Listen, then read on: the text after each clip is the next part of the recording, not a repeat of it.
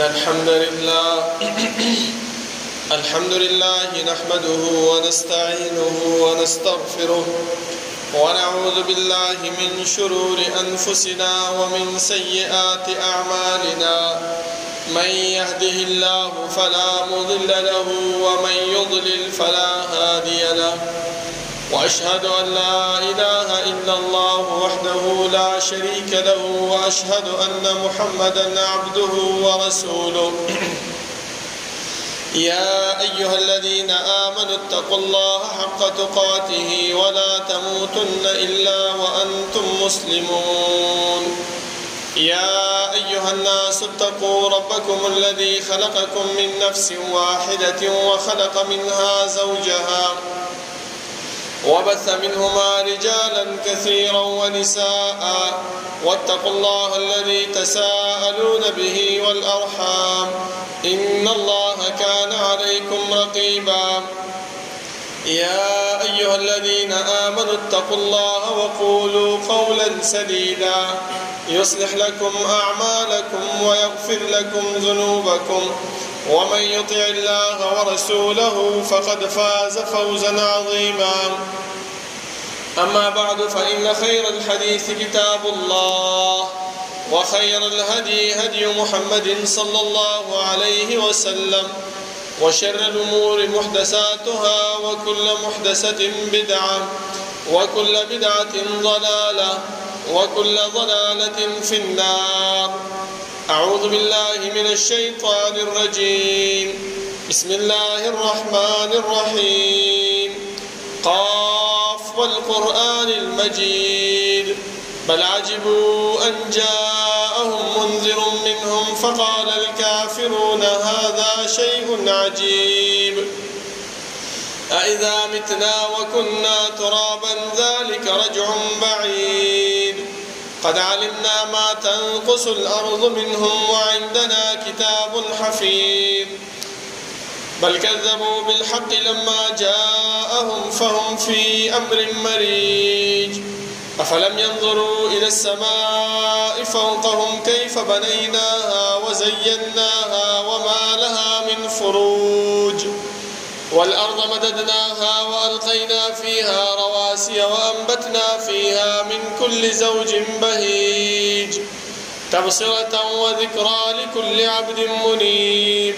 ونزلنا من السماء ماء مباركا فأنبتنا به جنات وحب الحصيد، والنخل باسقات لها طلع نضيد، رزقا للعباد. وأحيينا به بلدة ميتا كذلك الخروج. كذبت قبلهم قوم نوح وأصحاب الرس وثمود وعاد وفرعون وإخوان لوط وأصحاب الأيكة وقوم تبع كل كذب الرسل فحق وعيد. أفعينا بالخلق الأول بل هم في لبس من خلق جديد. ولقد خلقنا الإنسان ونعلم ما توسوس به نفسه ونحن أقرب إليه من حبل الوريد. إذ يتلقى المتلقيان عن اليمين وعن الشمال قعيد. ما يلفظ من قول إلا لديه رقيب عتيد. وجاءت سكرة الموت بالحق ذلك ما كنت منه تحيد. ونفخ في الصور ذلك يوم الوعيد. وجاءت كل نفس معها سائق وشهيد. لقد كنت في غفلة من هذا فكشفنا عنك غطاءك فبصرك اليوم حديد. وقال قرينه هذا ما لدي عتيد. ألقيا في جهنم كل كفار عنيد مناع للخير معتد مريب. الذي جعل مع الله إلها آخر فألقياه في العذاب الشديد. قال قرينه ربنا ما أطغيته ولكن كان في ضلال بعيد. قال لا تختصموا لدي وقد قدمت إليكم بالوعيد.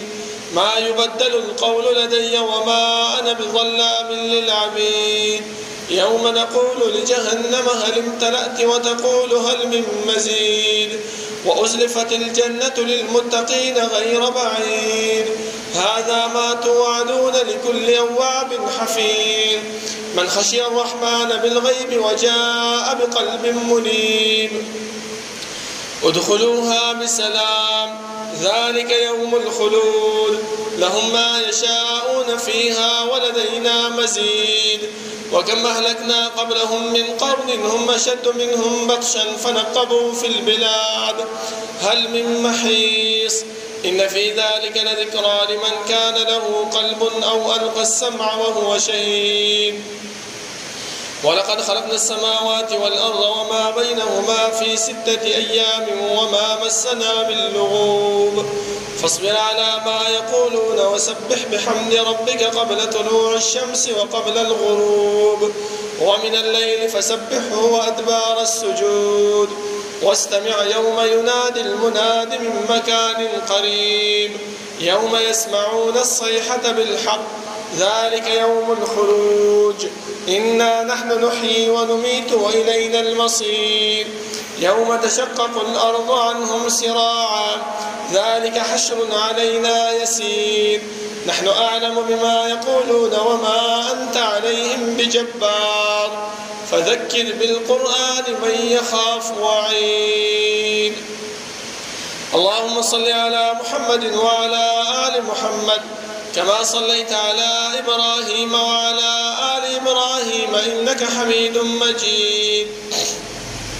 اللهم بارك على محمد وعلى آل محمد كما باركت على إبراهيم وعلى آل إبراهيم إنك حميد مجيد بسم الله الرحمن الرحيم قل يا عبادي الذين أسرفوا على أنفسهم لا تقنطوا من رحمة الله إن الله يغفر الذنوب جميعا إنه هو الغفور الرحيم وأنيبوا إلى ربكم وأسلموا له من قبل أن يأتيكم العذاب ثم لا تنصرون الله رب العالمين أحكم الحاكمين ده طول بادشاه ده طول زبردست ها رب العالمين تده صفاتك يا صفات فعال لما يريد ده ها رب العالمين تده صفاتك يا صفات لا يسأل عما يفعل وهم يسألون دا مكلف مخلوقات هر سمره دي خو هغه انبیاء دي او امت دي خو هغه بادشاہان دي او رعیه ده خو هغه مالدار دي او غریب دي د هر یو فرد به الله رب العالمین تاسو بوختنه کوي زما محترمو دا الله رب العالمین دا تاسو دا بوختنه دا په دې خبره باندې دلالت نه کوي چې دا انسان په دنیا کې ژوند تیری وخت تیری او کم عمل کم کارونه چې کوي الله رب العالمین ته د هغه مبارکي صفته نشته معلومات الله رب العالمین ته نشته نظم محترمو بلکې الله رب العالمین چې دا تاسو دا بوختنه کوي دا په دې وجه باندې کوي چې دا د دنیا قانون او نظام هم دی چې کله کم یو انسان په دنیا کې کم جرم وکړي او هغه د عدالت مخې ته تاڼې ته پیش کړی شي نو هغه انسان د خپل د جرم نه منکر کیږي د وجه نه الله رب العالمین موږ ته دا نقشه په قرآن کریم کې بیان کړې ده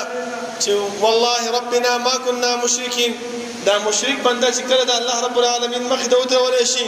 او دا جهنم ورته بوتلی شي نو دا به هلته د خپل شرک نه منکر شي چې الله ما خو په دنیا کې هیڅ قسم د شرک نه دی کړی ما په دنیا کې بدعات او رسومات نه دي کړي الله رب العالمین د دې د وجه نه زموږ سره کرامن کاتبین مقرر کړي او کرامن کاتبین موږ سره ولګول چې هغه زموږ هر یو عمل هغه لیکي چې سبا الله رب العالمین موږ ته دا رجستر پیش کړي چې وګوره انسانه تا د پیدایش نواله 50 کال ستا ژوند او 60 کال ستا ژوند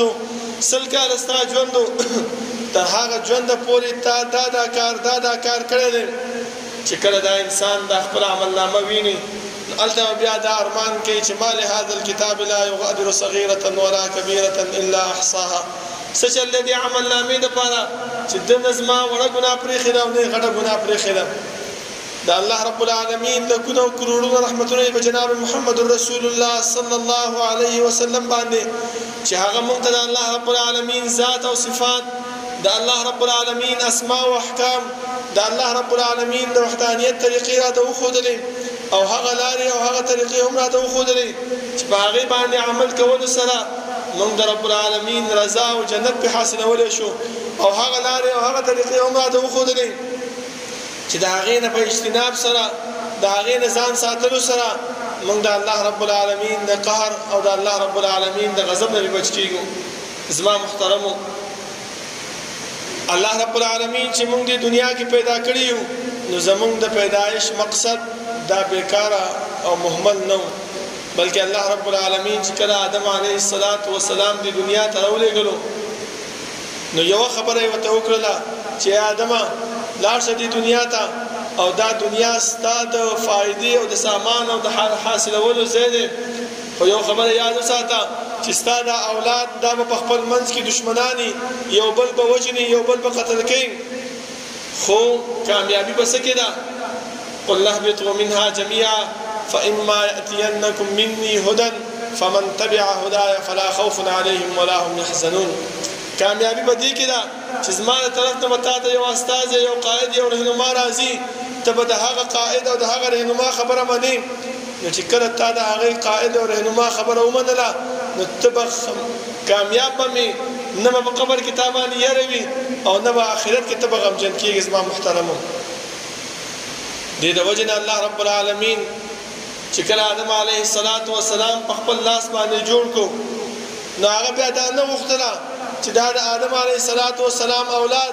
دا راوالي او جهنم ته وغورځوي ځکه زمونږ په دې دنیا کې زمونږ په دې ماحول کې دا رواج دی چې کله مونږ یو شی جوړ کړو په هغې باندې محنت وکړو په هغې باندې خرچه وکړو نو هغه شی بیا مونږ هغه ته کاڼی نه نیسو هغه ته ګټه نه نیسو چې هغه مات را مات کړو بلکې هغه ښایسته یو المارۍ وله جوړه کړو یو شوکیس وله جوړ کړو یو فریم وله جوړ کړو په هغه شوکیس کې په هغه فریم کې هغه شی کېدو که معزز مېلمه چې راځي هغه ته ښایي چې ګوره ما په خپل ژوند کې دا کارنامه کړې دا شی مې کړی دی. نو الله رب العالمین هم چې کله دا انسان په خپل لاس باندې جوړ کړو نو دا یې جهنم کې غورځولو دپاره نه و جوړ کړی چې دا راوالی جهنم کې وغورځوي وسوځوي بلکې زمونږ د کامیابۍ او زمونږ د فلاح دپاره انبیا کرام راولېږل دې انبیاو موږ ته قسمه قسم طریقې راته وښودلې او په آخره کې جناب محمد رسول الله صلی الله علیه وسلم هغه الله رب العالمین دی دنیا ته را مبعوث کړو چې کله الله رب العالمین رسول الله صلی الله علیه وسلم را مبعوث کړو نو په دې دنیا کې جهالت او تورتم او تیاري وي هغه چې دی نو دا تورتم او دا تیاري او دا جهالت دا د قرآن کریم او د اسلام په رڼا سره منور کړو او هغه د دې دنیا نه ختم کړو. زما محترمو، اوس موږ به په دې دنیا کې چې وخت تېرو نو څنګه به تېرو د هغه پیغمبر په طریقه باندې به تېرو د هغه پیغمبر په لار باندې به ځو نو هله به کامیابېږو. یو انسان په زړه کې دا سوال او دا خبره راځي چې یاره زه خو ډېر ګناهګار یم 50 کاله عمر مې تېر دی 80 کاله عمر مې تېر دی اوس به زه څه کوم ما خو ټول عمر چې دی نو بې ځایه تېر کړی دی ما خو ټول عمر چې دی نو په د الله رب العالمین نافرمانۍ کې په ګناه کې تېر کړی دی. نه زما محترمو، الله فرمایي چې یا عبادي الذین اسرفوا علی انفسهم لا تقنطوا من رحمت الله. ای هغه بندگانو چې تاسو خپل ځانونو سره زیاتی او اسراف کړی دی ګناهونه هم کړي دي د الله رب العالمین د ناراضګۍ کارونه هم کړي دي نو د الله رب العالمین د رحمت نه مه ناامیده کېږئ. ولې الله رب العالمین بخونکی مهربانه ذات دی. ته الله رب العالمین خواله راشه چې الله رب العالمین تا ته بخښنه کوي او که نه کوي. اوس زما محترمو،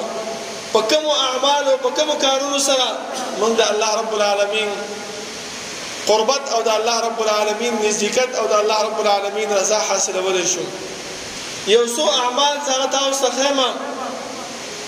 چې موږ په هغې سره د الله رب العالمین رضا او د الله رب العالمین قربت حاصلولی شو. زما محترمو، ځکه چې کله رسول الله صلی الله علیه وسلم مدینې ته تشریف راوړو د یهودو یو لوی عالم عبدالله ابن سلام رضی الله عنه هغه خپله واقعه بیانوي. هغه دا وایي چې زه ونه کې ومه کار مې کولو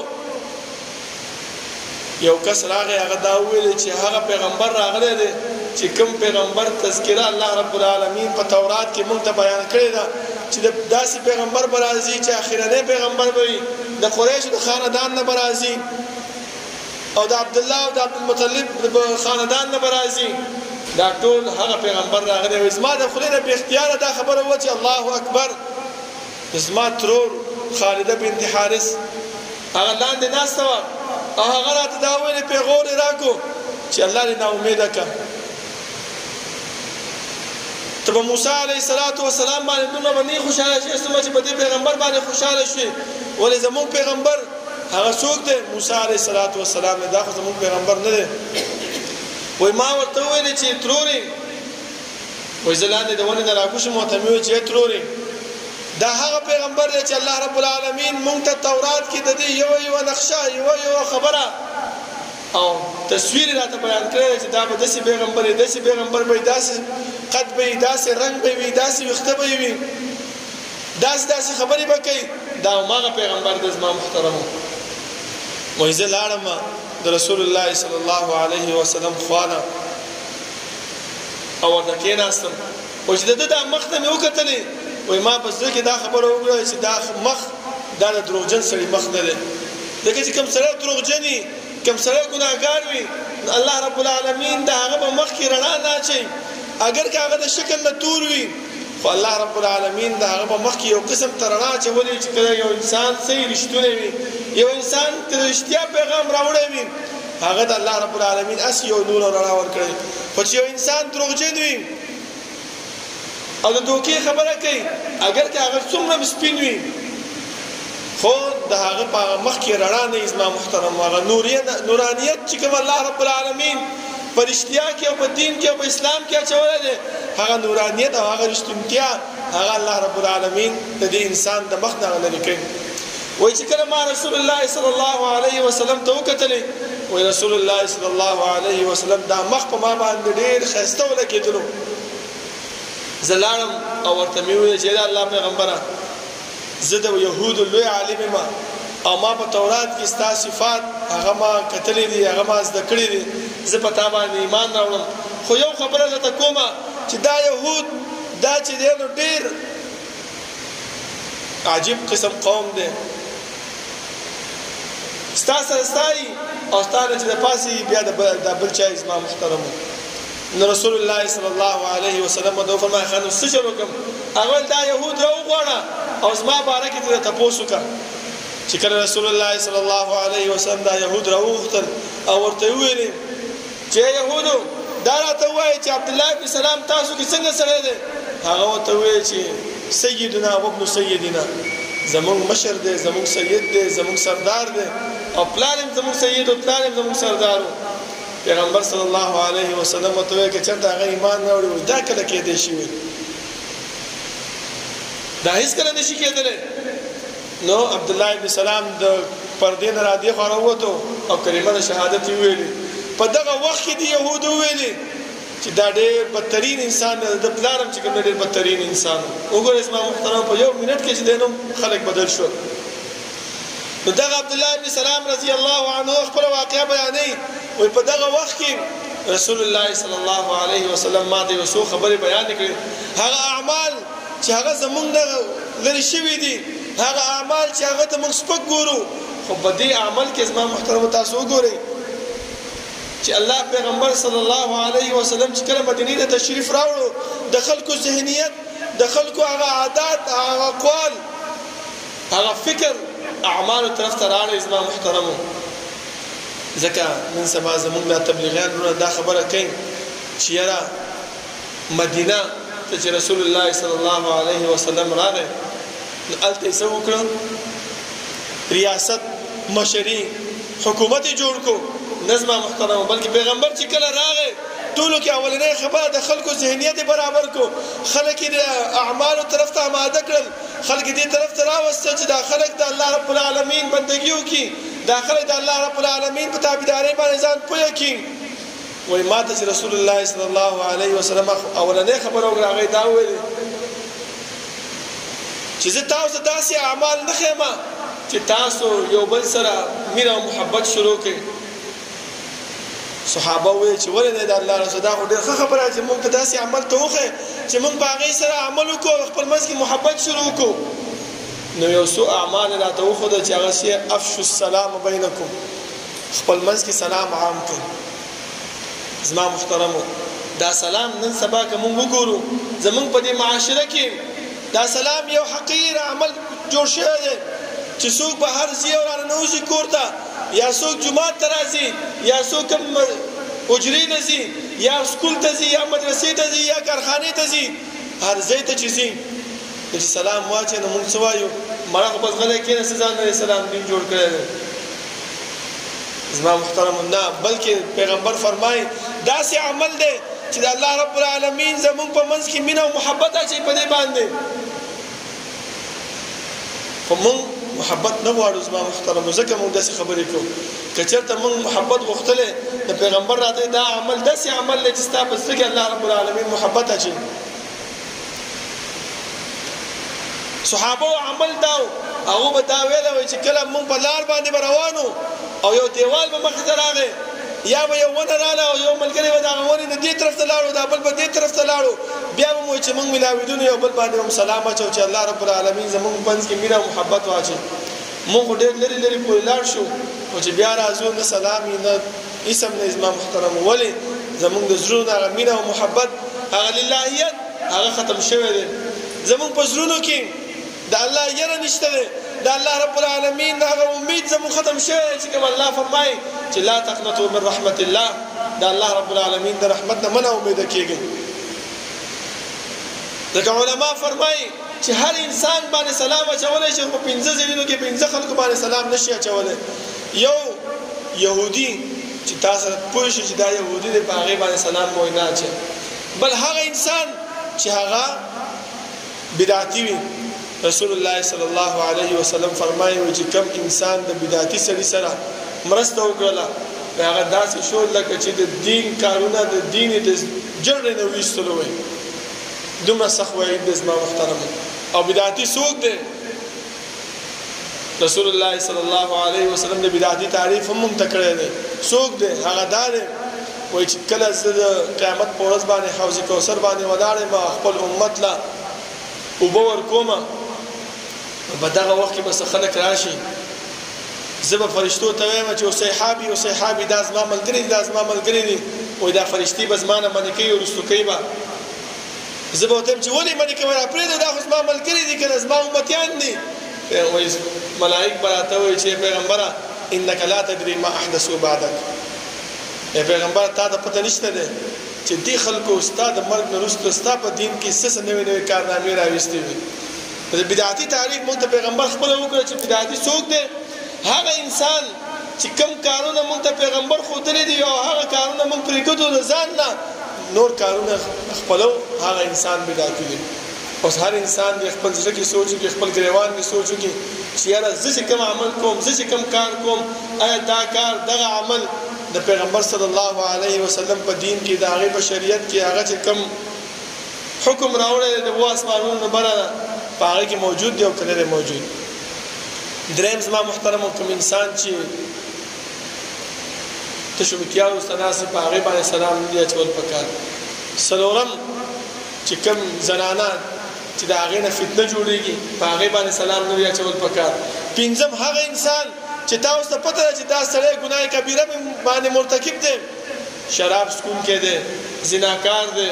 غل دی ډاکو دی هغه کارونه چې ګناه کبیره دی په دغه انسان باندې سلام اچول دا ناروا دي زما محترم دا پکار نه دی نور په هر انسان باندې سلام اچول دا د رسول الله صلی الله علیه وسلم د طرف نه موږ د حکم دی دویم کار چې ماته پیغمبر صلی الله علیه وسلم وښود هغه څه شی هغه دا وتقرئ السلام خوراک ورکول مسکینانو ته هغه انسان چې کله کوم انسان مسکینانو ته فقیرو ته غریبو ته خوراک ورکوي وایي داسې انسان باندې الله رب العالمین رحم کوي او د خپل منځ کې مینه او محبت د هغه زیاتېږي ځکه رسول الله صلی الله علیه وسلم فرمایي چې کوم انسان زکات ورکوي کوم انسان صدقه کوي کوم انسان په غریبو باندې خرچه کوي وایي دا دې انسان مال کمیږي نه. اگر ته په حقیقت کې مونږ وګورو ما سره 100 روپۍ دي، 10 روپۍ د غریب په نوم باندې ورکما، نو دا مال کم شو که زیات شو؟ 100 نه 90 شو کنه. خو پیغمبر وایي چې نه کمیږي، نو مونږ وایو چې او نه کمیږي، زیاتېږي. او الله رب العالمین هم فرمایي چې مثل الذين ينفقون اموالهم في سبيل الله كمثل حبة انبتت 7 سنابل في كل سنبلة 100 حبة. هغه کسانو مثال الله ذکر کوي کوم چې الله رب العالمین په لار کې خرچه کوي. هغه مثال څه شه ده؟ مثال دا ده لکه یو جوارو دانه ته چې په ځمکه کې وکړي، د هغې نه چې کوم بوټی راخیږي، وایي په هغه بوټي کې څو وږي راځي؟ الله وایي یا 7 وږي راځي یا 8 وږي راځي، او هر یو وږي کې څو دانې وي. د دې مثال هم دا دی ته چې 1 روپۍ ورکوې، الله رب العالمین 200 چنده ستا دا خرچه، ستا دا ثواب هغه زیاتوي. زما محترمو، بل ځکه الله رب العالمین فرمایي چې هغه جنت چې الله رب العالمین د متقیانو دپاره تیار کړی دی او د هغې اوږدوالی د اسمانونو او د ځمکې د فراخوالي برابر دی، د هغې دپاره تیاری وکړي. نو د هغې صفات څه شی دي چې هغې دپاره تیاری وکړو؟ الذين ينفقون في السراء والضراء والكاظمين الغيظ والعافين عن الناس. متقی صفات څه شی دي؟ هغه متقی چې الله رب العالمین جنت د هغې دپاره تیار کړی دی او هغه به جنت ته داخلیږي. د هغې صفات دا دي چې هغه به خرچه کوي په څه کې؟ په خوشحالۍ کې، په خفګان کې. او دویم صفت چې دا خپله غوسه څکي. زما محترمو، زموږ پښتنو کې دا لوی مصیبت دی چې مونږ کې غوسه ډېره زیاته ده. مونږ ته چې څوک یوه خبره وکړي، مونږ هغې پرېږدو او 10 خبرې هغې ته لورې کوو. زما محترمو، داسې کول نه دي پکار. سلیمان ابن مهران رحمه الله د هغې یو واقعه زه تاسو ته بیانوم، وړه شانتې.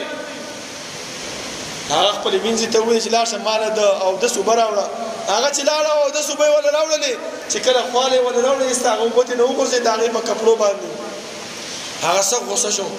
هغه ورته وویل چې الله رب العالمین فرمایي چې والکاظمین الغیظ. د مؤمن او د متقي صفات دا دي چې هغه غوسه سکون کړي. هغه وایي زه ما معاف کړې. هغه وایي ځان له په معافي باندې نه کېږي. والعافین عن الناس، دا خبره همدلته پرېږده، بس بیا به دوباره ماته نه وایي. هغه وایي زه الله رب العالمین د رضا دپاره ماته څه کړې؟ معاف، ازاده مې کړې، زه لاړ شم. دا زمونږ دپاره یو سبق دی په دې واقعه کې. زما محترم، هغه دا دی چې ټیک ده مونږ په دې خبره باندې عمل کولی شو چې یاره یو انسان باندې مونږ سره زیاتې وکړو، مونږ سره ظلم وکړو، او مونږ ښه قادر یو په دې باندې چې د هغې نه بدله والو د الله رب العالمین د رضا دپاره معاف کړو. والکاظمین الغیظ خو شو. خو زما محترمو، یو بل مصیبت مونږ کې دی، هغې ته د هېچ چا پام نشته دی. دې خبرې ته لږ توجه وکړئ. هغه مصیبت څه شی دی؟ مونږ چې چا سره نیکي وکړو، چا سره چې ښېګڼه وکړو، بیا چې کوم ځای کې مجلس جوړي، که هغه ځای کې مجلس جوړي هلته لاړ شو، یاره پرون ما سره فلاني سړي چې کوم دی نو زیاتی کړی، هغه را سره ظلم کړی او ما د الله دپاره معاف کړو. نه زما محترمه، چې کله تا معاف کړو بس خبره ختمه شوه. بیا دې مجلس کې، دې مجلس کې، هغه مجلس کې دا خبره یادول د دې څه فایده ده؟ دا خو ته خپل هغه نیکي هغه خپله ختمې، هغه نیکي ته خپله ضایع کې. ځکه زما محترمو، صحابه کرامو دا عمل نه و.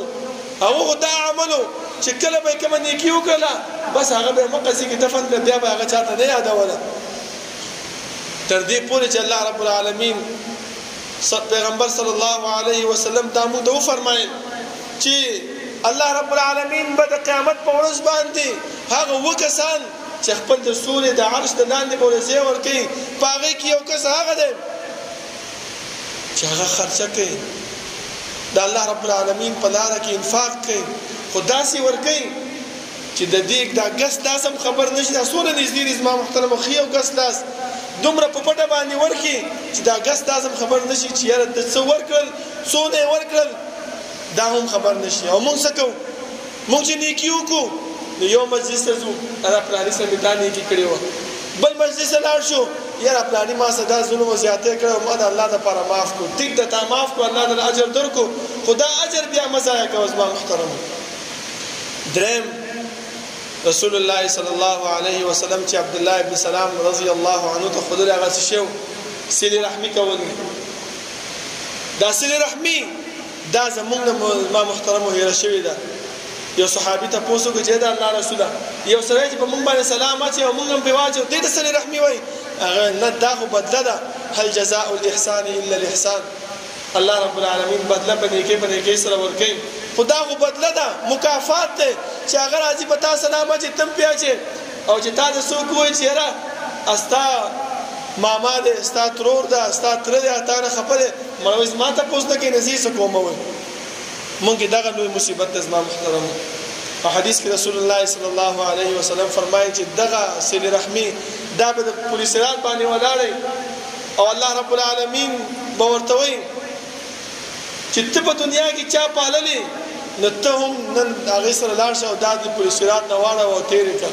او که ته چا نه یې پاللې نو دلته یې وغورځوه چې بیا جهنم ته لاړ شي محترمه نو پکار دا زما محترم که نور موږ څه نشو کولی خرچه نشو کولی هغه سره تګ راتګ نشو کولی چې کله هغه موږ سره مخې ته میلاو شي سلام علیکم پې وکړي دغه رسول الله صلی الله علیه وسلم فرمایي چې دا هم یو قسم ته صله رحمي او نیکي ده د خپل خپلوانو سره یو صحابي راغی د الله رسوله که زه خرچه وکړم او چا له ورکړم نو پیغمبر ورته وایي چې خپل خپلوانو له ورکړه ولې وای د خپل خپلوانو کې دوه ثواب دي دوه اجر الله رب العالمین یې خېدي یو د انفاق فی سبیل الله او بل د صله رحمی او که عام سید ته ورکې نو هغه کې یو اجر دی چې هغه څه انفاق فی سبیل الله دی د دې حدیث دا نه معلومیږي چې ته خرچه صرف چې د خپل خپلوانو له ورکړه دینه دا معلومیږي چې کچرته ستا په خپل خپلوانو کې غریب سره موجود دی محتاج موجود دی او ته هغه پرېږدي او د خپل خرچه د خپل زکات د خپل صدقه د خپل نیک کار دار علی او بهر ورکه او استاد دلته تر دې ستا ماما دې ستا ترور ده ستا تر زوی ده ستا د ماما زوی ده هغه مسکین دی فقیر دی محتاج دی پکار ته دا چې اول په هغه باندې خرچه وکړې زما محترمو آخري خبره چې کوم رسول الله صلی الله علیه وسلم عبد الله ابن سلام رضی الله عنه ته بیان کړو وای چې د شپې مونږ کوو الناس نیام تدخل الجنه بالسلام وجدا سلور عمل تا په خپل ژوند کې راوستل نو الله رب العالمین به هم رضا شي او الله رب العالمین به په امانتیا او سلامتیا سره تا جنت ته داخل کی زما محترم وړه ارمان دي دومره مشقت پکې نه پیخيږي دومره تکلیف انسان ته نه پیخيږي خو مونږ څه کوو د خپل سستیا او د خپل کمزورتیا د وجنه هغه اعمالو نه مونږ رسو شوي یو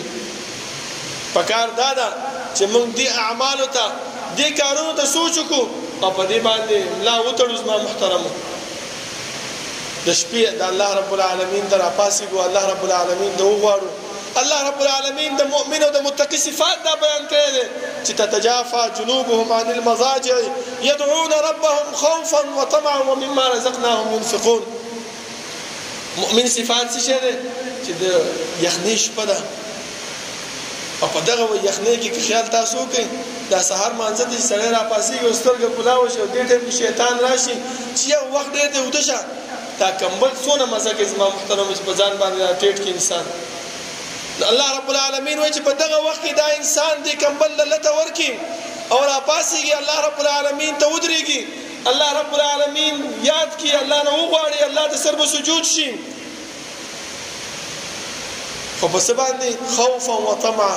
په دې امید سره چې یاره الله رب العالمین نه یېرېږي چې یاره الله به زما دا ګناهونه معاف کړي او که نه خو په دې تمه سره چې یاره بل رب مې نشته دی هم یو الله رب العالمین دی دغه زما ګناهونه معاف کوونکی دی بل حدیث کې رسول الله صلی الله علیه وسلم فرمایي چې د شپې په آخره حصه کې الله رب العالمین اسمان د دنیا ته راکوزېږي او دا اعلان کوي چې هل من مستغفر هل من مسترزق آیا څوک بخښنه غوښتونکی شته آیا څوک د رزق طلبګار شته آیا څوک خپل د بیمارۍ خپل د مصیبتونو ختمونکو غوښتونکی څوک شته او مونږ څه کوو مونږ غافل وته یو خاص کر مونږ علما کرام مونږ په دې حدیث باندې عمل نه کوو اول خو مونږ چې دی نو او د پراته یو زما په سره مانځه ته راپاسېږو پکار دا دی چې موږ دې خبرې ته سوچ وکړو دې اعمالو ته زما محترمو سوچ پکار دی چې الله رب العالمین هم راضي شي او الله رب العالمین چې موږ ته کوم فرمایي چې لا تقنطوا من رحمت الله ان الله يغفر الذنوب جميعا الله رب العالمین ټول ګناهونه بخي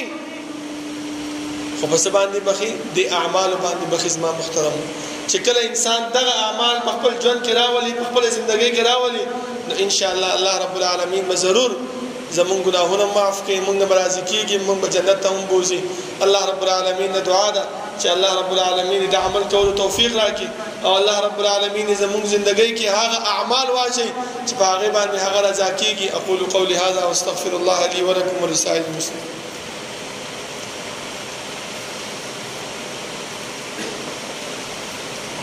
إن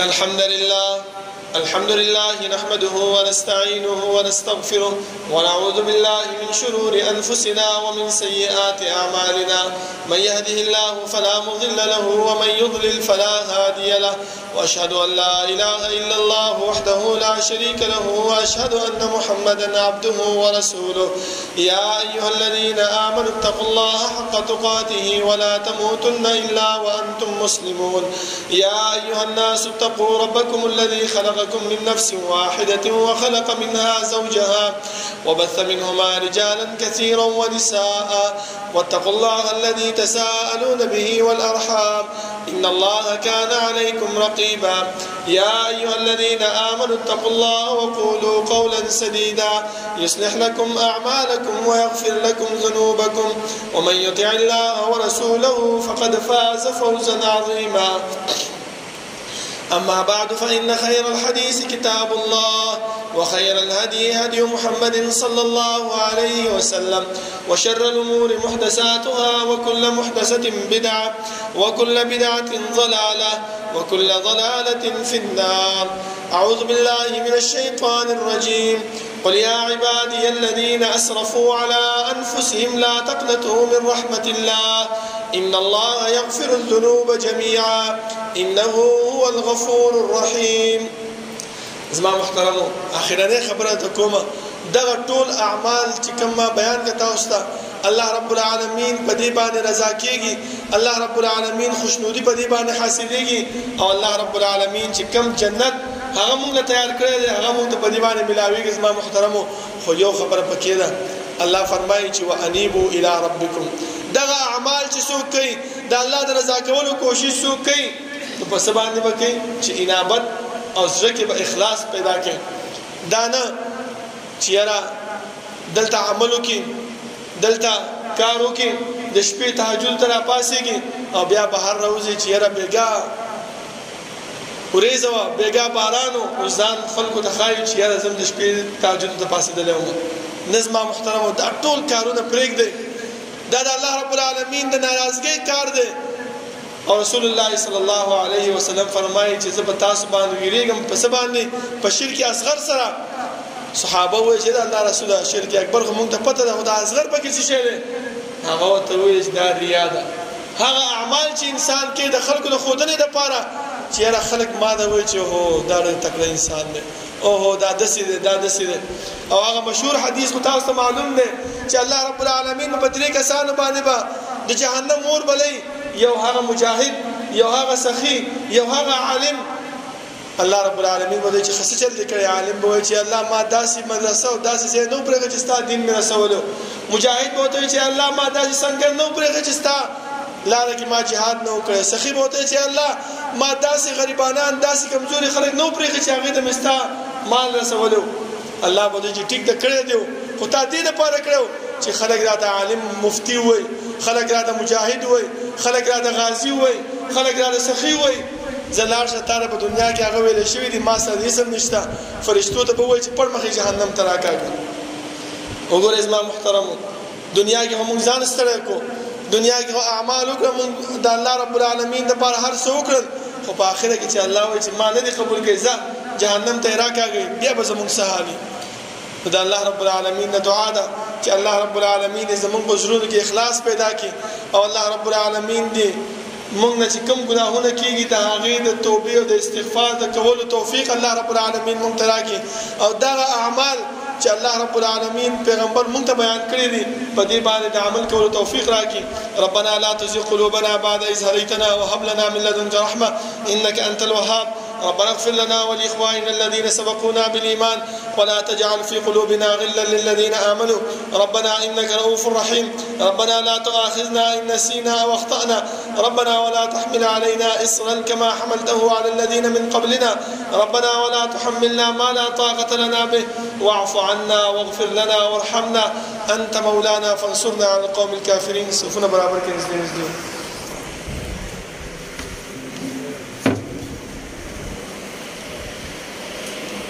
الله أكبر الله أكبر أشهد أن لا إله إلا الله أشهد أن محمدا رسول الله حي على الصلاة حي على الفلاح قد قامت الصلاة قد قامت الصلاة الله أكبر الله أكبر لا إله إلا الله. سووا أقيموا صدوركم واعتدلوا استنزلوا يكون دوري كما نسير وكيلو سبسدش. الله أكبر.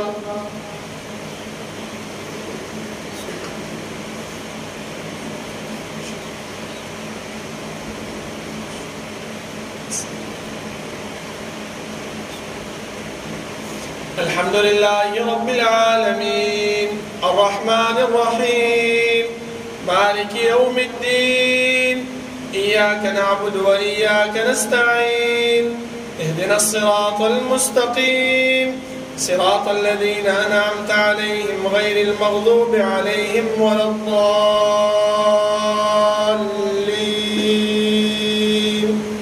آمين. سبح اسم ربك الأعلى الذي خلق فسوى والذي قدر فهدى والذي أخرج المرعى فجعله غثاء نحوا سنقرئك فلا تنسى إلا ما شاء الله إنه يعلم الجهر وما يخفى ونيسرك لليسرى فذكر إن نفعت الذكرى سيذكر من يخشى ويتجنبها الأشقى الذي يصلى النار الكبرى ثم لا يموت فيها ولا يحيا قد أفلح من تزكى وذكر اسم ربه فصلى بل تؤثرون الحياة الدنيا والآخرة خير وأبقى إن هذا لفي الصحف الأولى صحف إبراهيم وموسى. الله أكبر.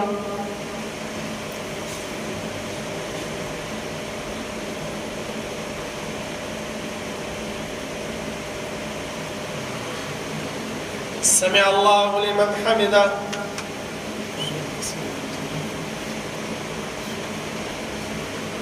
الله أكبر.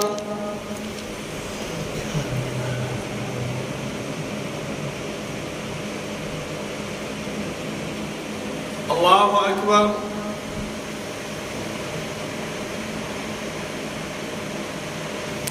الله أكبر.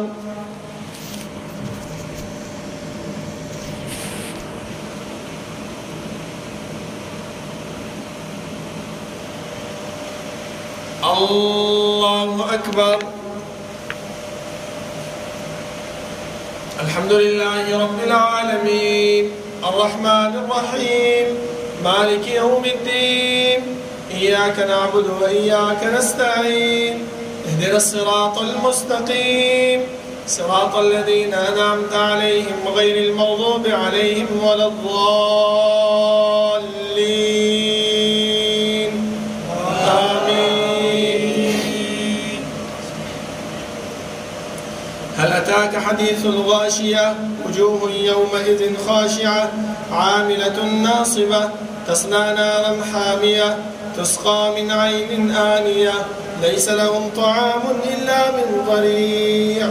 لا يسمن ولا يغني من جوع وجوه يومئذ ناعمة لسعيها راضية في جنة عالية لا تسمع فيها لاغية فيها عين جارية فيها سرر مرفوعة وأكواب موضوعة ونمارق مسفوفة وزرابي مبثوثة أفلا ينظرون إلى الإبل كيف خلقت وإلى السماء كيف رفعت وإلى الجبال كيف نصبت وإلى الأرض كيف سطحت فذكر إنما أنت مذكر لست عليهم بمسيطر إلا من تولى وكفر فيعذبه الله العذاب الأكبر إن إلينا إيابهم ثم إن علينا حسابهم. الله أكبر.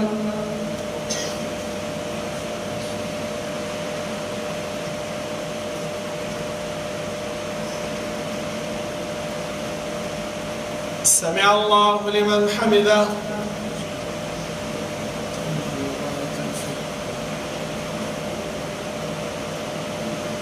الله أكبر.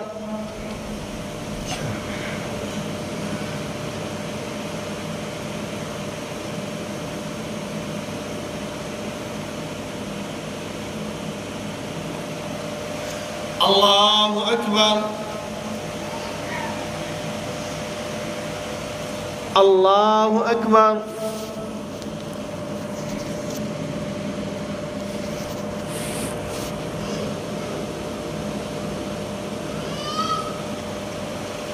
الله أكبر.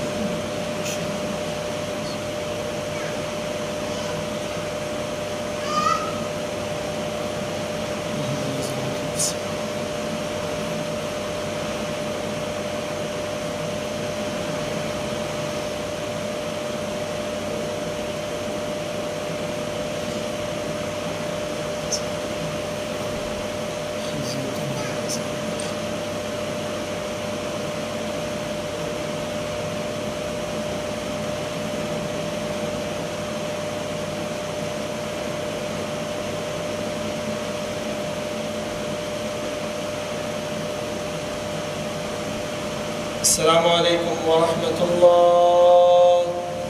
السلام عليكم ورحمة الله. الله أكبر. استغفر الله استغفر الله استغفر الله. اللهم أنت السلام وأنت السلام تبارك يا ذا الجلال والإكرام. لا إله إلا أنت الرحمن